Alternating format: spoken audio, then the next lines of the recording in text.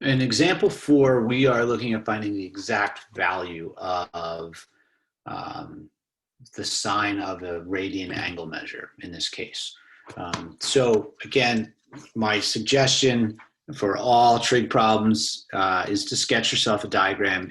The visual allows you to make connections, which then just deepens your understanding of what we're studying right now. So we have sine of negative 3 pi over 4 radians. And we need to sketch this on the circle here. So we're working in fourths right now. So again, remember, a half rotation around the circle is pi radians. So if I split that top half of the circle into fourths, I have 1 pi over 4, 2 pi over 4, 3 pi over 4, 4 pi over 4, 5 pi over 4, 6 pi over 4, 7 pi over 4, and then 8 pi over 4 here. However, we're dealing with a negative radian measure, so we're going to move in the negative rotation clockwise. So starting again at 0, negative 1 pi over 4 here, negative 2 pi over 4 here, negative 3 pi over 4 is this angle right there. So I'm going to sketch my angle in. I'm going to identify that it's a negative 3 pi over 4 measurement here. And then I need to jump into finding a reference triangle, reference angle at this point to help make sense of this problem. So again, we're going to, at this point, I suggest making a triangle. So draw your vertical and your horizontals here. My colors aren't working out very well here. So let's change the color of this to blue. So that's my angle. And then when I sketch my my values in, I'm going to notice that I'm in quadrant 3 here. And that means everything is negative, right? So negative horizontal, negative vertical measurements for the coordinates there. And then I'm going to sketch my right angle to the x-axis. I always want my right angle going to the x-axis here.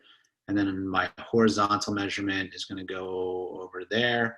I'm using red for these because these are both negative measurements at this point because we're down in the third quadrant.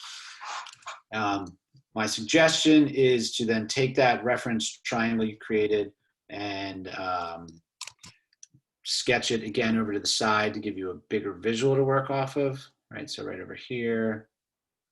And if you remember about your degrees to radians or radians to degrees conversions, a pi over 4 angle measure right now in radians is the same as a 45-degree angle, which means we are working off of a 45-degree, 90 right triangle right here, right? So it's an isosceles triangle. Those sides are congruent. And I know it's pi over 4 because this angle is negative 3 pi over 4. So I really only have 1 pi over 4 to work with my reference angle right here. And that's it right there, which would be that angle right there we're working off of. When you're given an angle measure, then it's safe to assume that you are working on the unit circle, which is basically saying that the hypotenuse or radius of the triangle or circle you're working with is 1, which is nice in this point. And then at this stage, 3 full weeks in, you should know your special right triangles. So both sides of a 45, 45, 90 are root 2 over 2 and root 2 over 2. But what we need to clarify here is the positive, negative signs of these side lengths. Again, third quadrant angle measures produce negative horizontal measurements and negative vertical measurements here. So then I need to address that on my triangle and assign negative values to the side lengths there.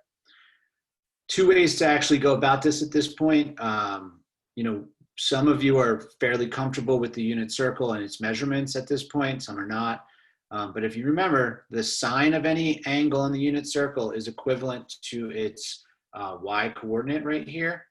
And if the side lengths we just looked at are root 2 over 2, so then I have a negative root 2 over 2 right here. And then its vertical is negative root 2 over 2 as well. So you can just assign negative root 2 to the y coordinate right here, and then turn around and say the sine of negative 3 pi over 4 is negative root 2 over 2. Alternatively, the triangle is what many of you are using, which is still very beneficial at the moment. And if you think, your sine ratio, sine of any angle is equal to the hypotenuse over the, is equal to the opposite over the hypotenuse measure right here. So then with this angle right here, the opposite is negative root 2 over 2, the hypotenuse is 1.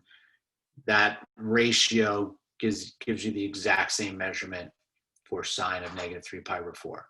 Cosine's the same way. We can answer this question right here using the circle that we worked on, and cosine would be your x coordinate right here, which your x coordinate would be this measurement right here, negative root 2 over 2.